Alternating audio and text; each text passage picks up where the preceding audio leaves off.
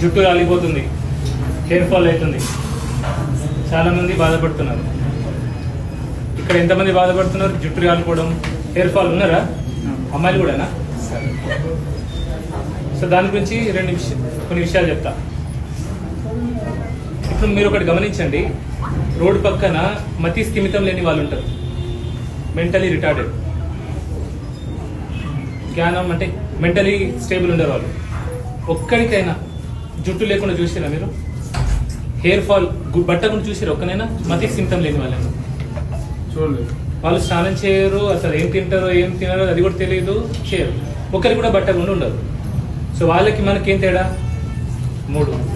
Okay, nutrition food పరంగా కాదు. ఒకటి, వాళ్ళు ఎటువంటి సబ్బు ఎటువంటి షాంపూ వాడరు, అవునా? ఎప్పుడో ఒకసారి స్నానం చేస్తారు, అసలు సబ్బు షాంపూ వాడరు. మన దేవుడు మన బాడీ మీద గుడ్ బ్యాక్టీరియా ఇచ్చాడు, generally good bacteria.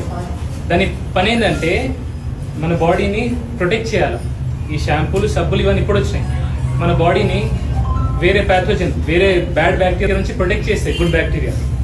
Okay, even హెయిర్లో కూడా, హెయిర్లో డిఫరెంట్ ఫేజెస్ ఉంటాయి, ఫేస్ అట్లా. సో హెయిర్ గ్రోత్కి కూడా ఈ బ్యాక్టీరియా పనిచేస్తుంది. ఎప్పుడైతే మనం ఈ షాంపూలు సబ్బులు వాడతామో ఆ గుడ్ బ్యాక్టీరియా చనిపోతుంది. అందుకే ఇంతకు ముందు పూర్వజుల్లో అంతగానం బట్టగులు లేవు, ఇప్పుడే బట్టగులు వస్తుంది. సో ఎక్కువ ఈ షాంపూలు వాడడం మంచిది కాదు. నేనేం చేస్తా, నేను నెలకు 1-2 సార్లు కుంకుడుకాయ పులుసు పర్సనలీ డైల్యూట్ చేసి తలకు వాడతా, నెలకు 1-2 అంతే. నేను బాడీకి, ఇంకా బాడీ కూడా సబ్బులు ఫేస్ వాష్ ఏం వాడా, నేను పర్సనలీ వాడా. రోజు నీళ్ళతోనే, జస్ట్ నీళ్ళతోనే స్నానం చేసుకుంటా నేను పర్సనలీ. మీరు చేయమని అంటలేను. వారానికి 2-3 సార్లు సున్నిపిండి ఉంటుందా, చేస్తా.